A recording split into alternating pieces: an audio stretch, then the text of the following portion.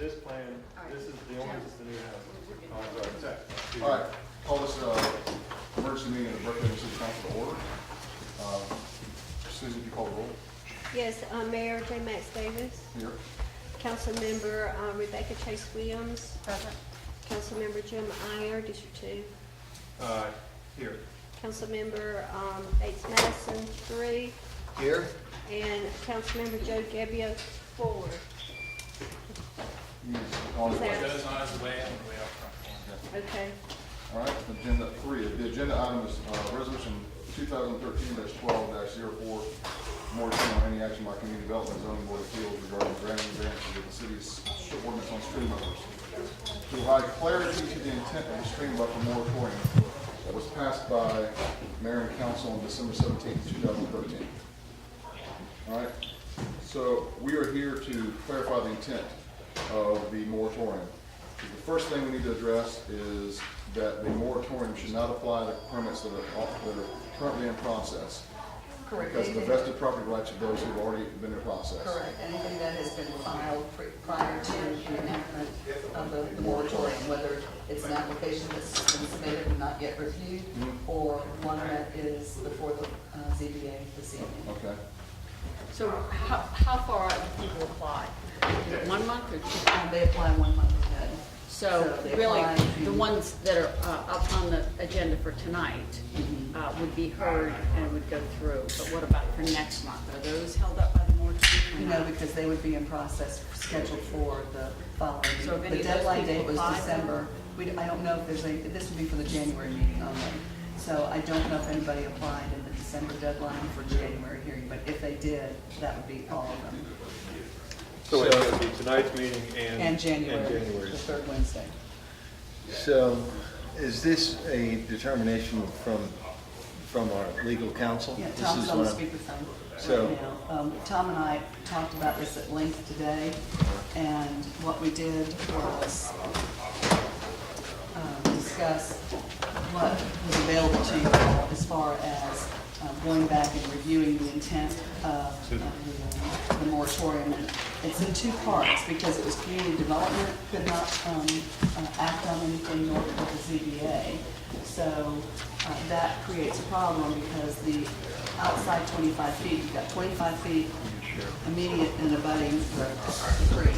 Then you have another 25 feet, the center 25, and then the outside 25. The outside 25, Susan has been granting and working on variances that was used over today.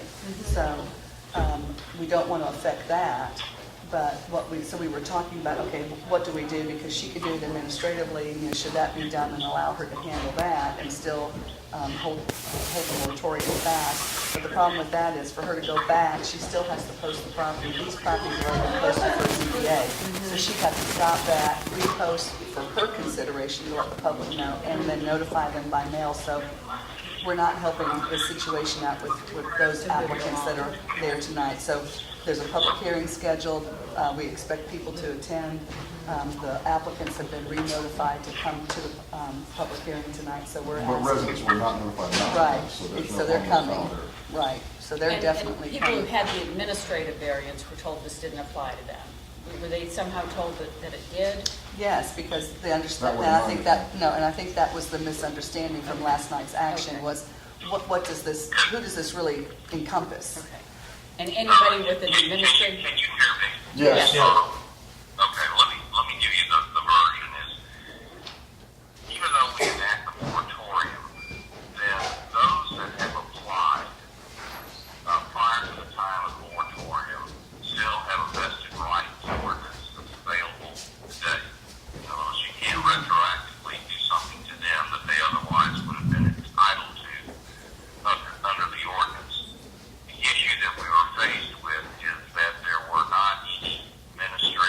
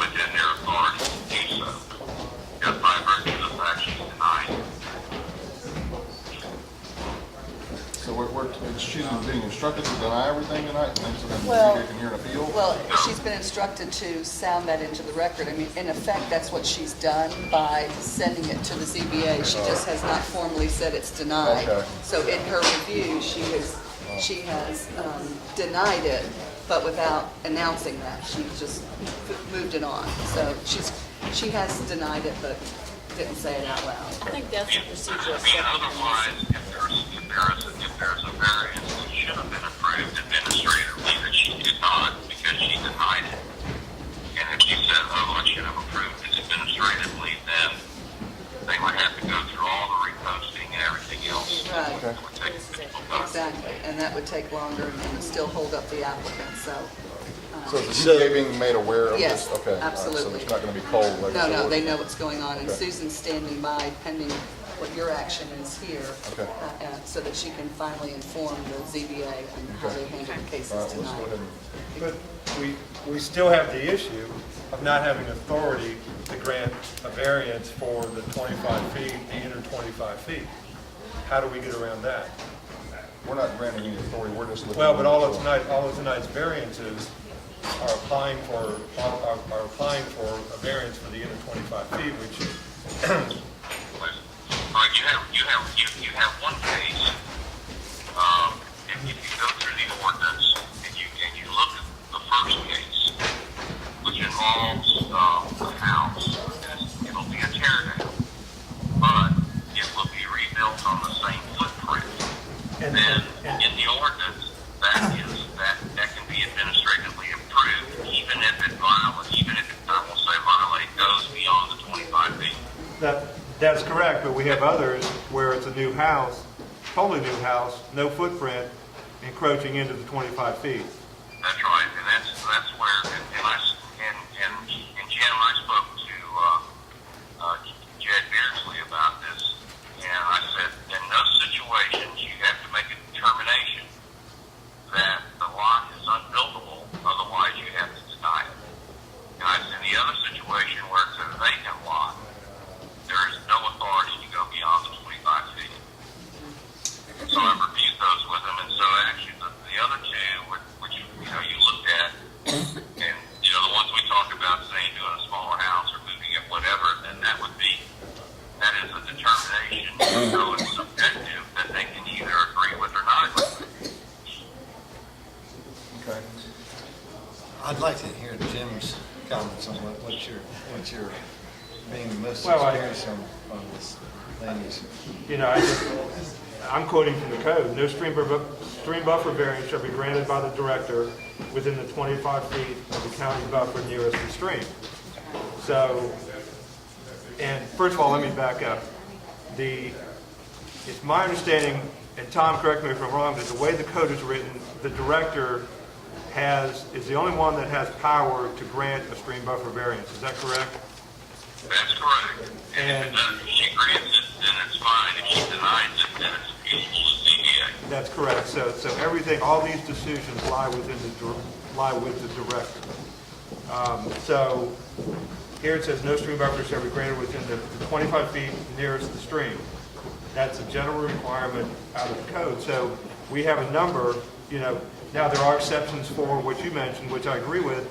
There are exceptions for an existing house where they're either reducing or eliminating the buffer, or excuse me, the encroachment, yada, yada, yada. That's an exception that's dealt with elsewhere. So the first one that you mentioned, but there are a couple of others.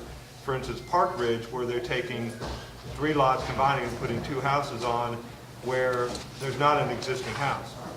And so... Yeah, that's the vacant lot. That's the vacant lot exception. Yes. Clearly, that one should be denied. Okay?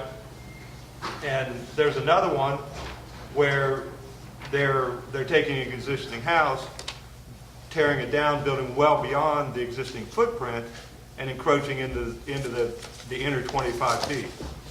Should that one be allowed or denied? Yeah.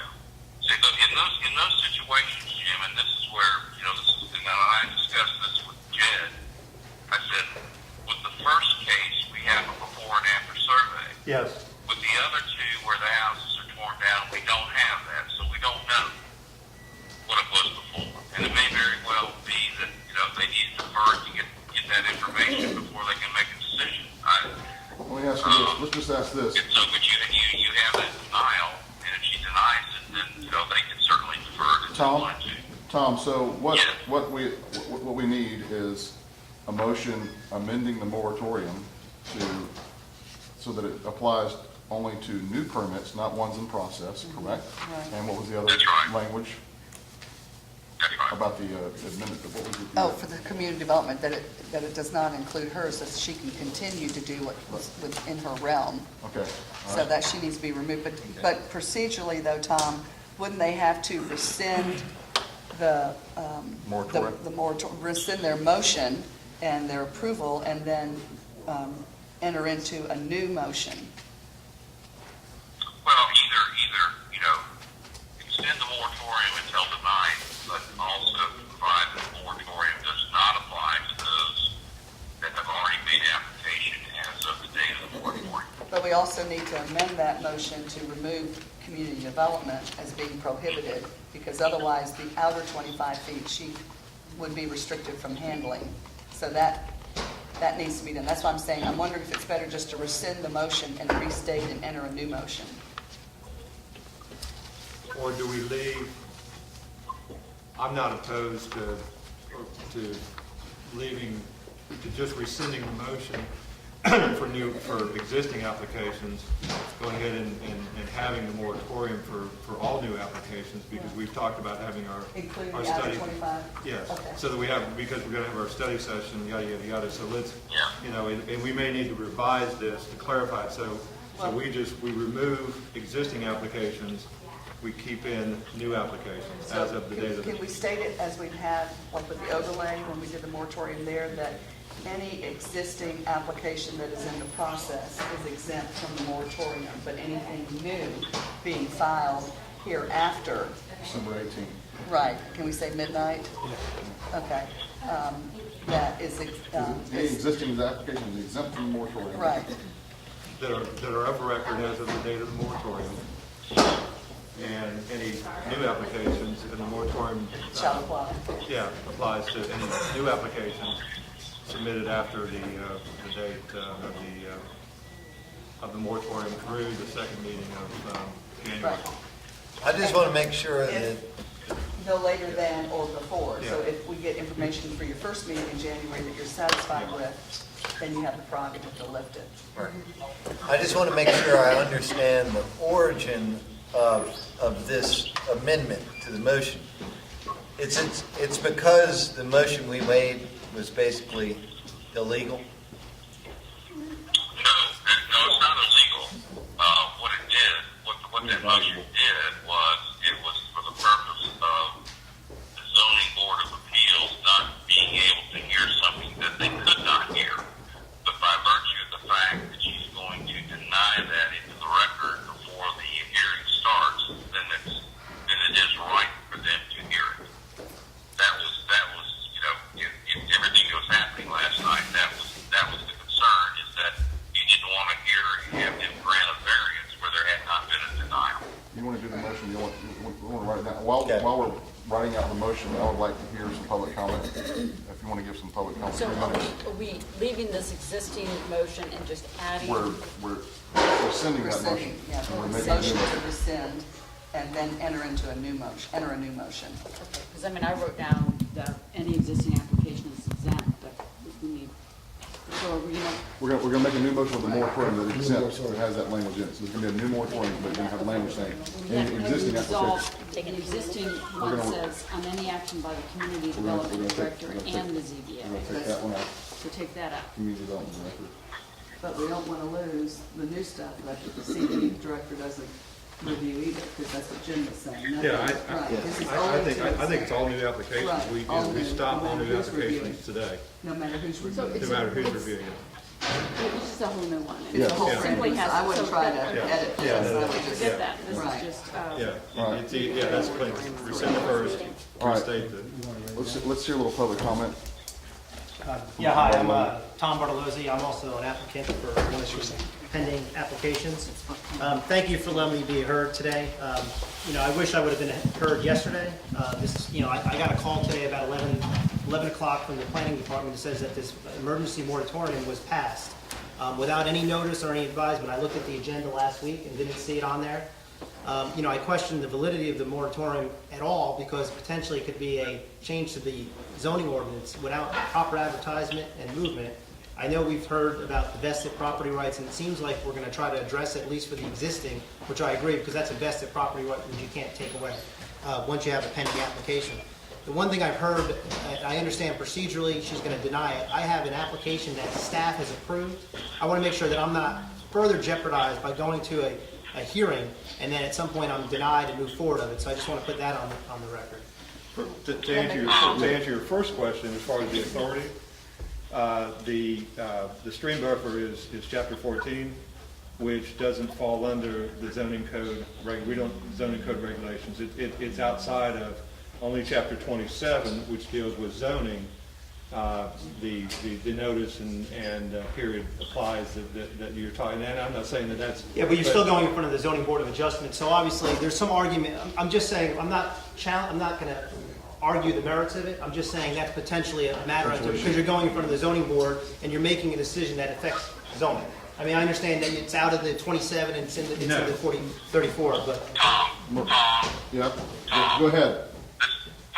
You know, the reason we're having to do this, and I understand what your discussion is that administratively she had accepted it, that she would have had to done a separate posting of what you paid for to do for the zoning board of appeals.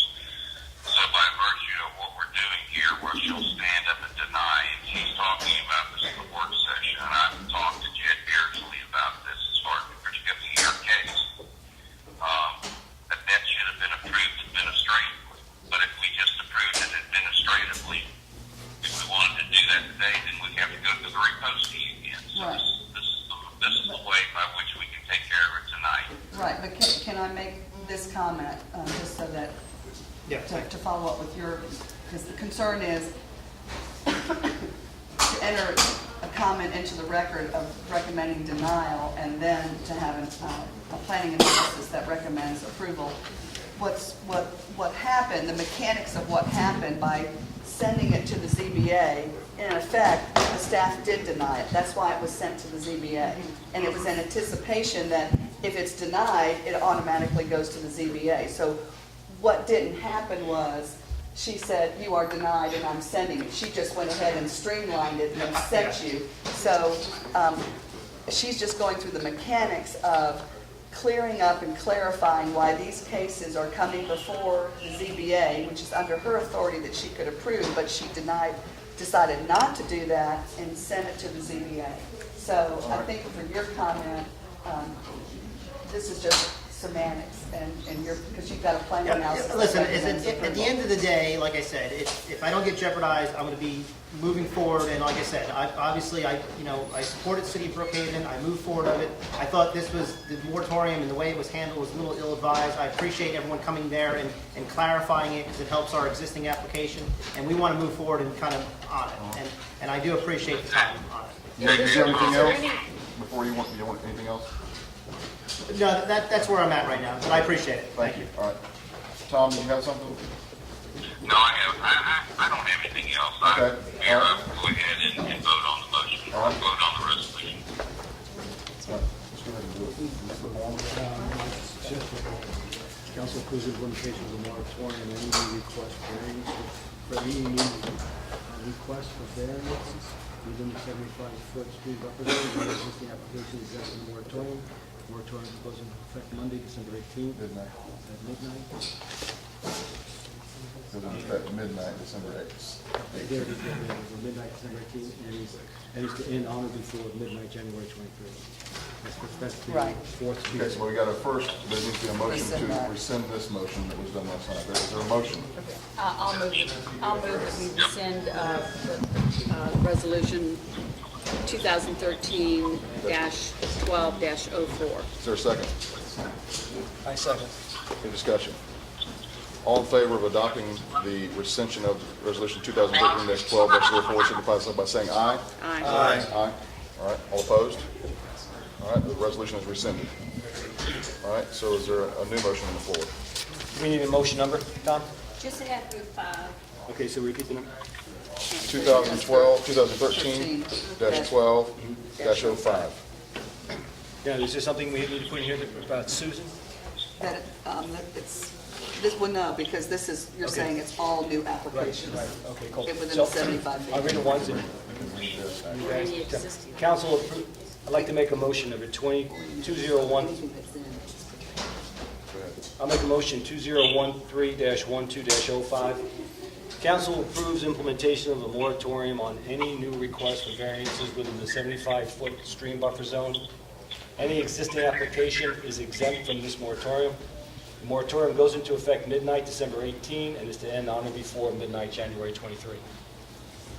That's simple. Simple. Yes. Okay. Is there a second? Yeah, I'll second it. Any discussion? I do have a discussion, just for clarity. So, so to be clear, we have a moratorium on all stream buffer variances to all new stream buffer variance requests from today until midnight, which day? January 23rd. January 23rd. Unless we lift them before then. And I also want to have clarity on how that affects the existing application. So we have Protected, protection so that they will be heard by ZBA. correct. And anything that has been filed that's being handled administratively is protected also. Anything that's in the review process. They'll only be heard by the ZBA if they're denied by the Correct, director. thank you. All right. Correct. Any more discussion? All in favor? Any more discussion? All in favor of adopting the motion as stated by Councilman Gebbia, signify so by saying aye. Aye. All opposed? Motion is passed. Anything else? That's the end of the That's agenda. it. Okay. Is there a motion for adjournment? We adjourn. Second. Any discussion? All in favor of adjournment, signify so by saying aye. Aye. All opposed? All right. Adjourned.